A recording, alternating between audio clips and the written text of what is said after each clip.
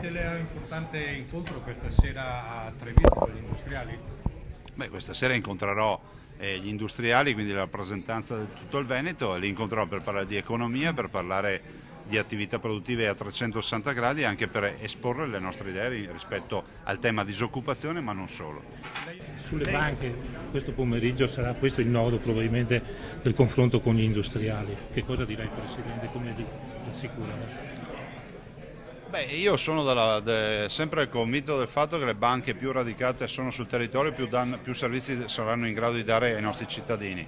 Penso a banche che raccolgono tanto ma che impiegano anche tanto, nel senso che gli impieghi sono un elemento di lettura, quindi dovremmo capire quanti impieghi ci sono rispetto alla raccolta per ogni istituto bancario, perché questo è un grande indicatore della disponibilità della banca rispetto ai territori. E sulle misure contro la disoccupazione?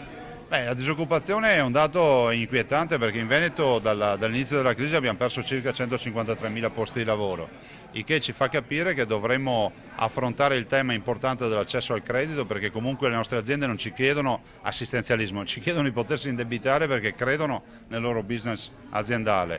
Ma poter dare accesso al credito ai nostri imprenditori significa dare accesso al credito alle nostre famiglie e soprattutto una risposta a tutti i lavoratori.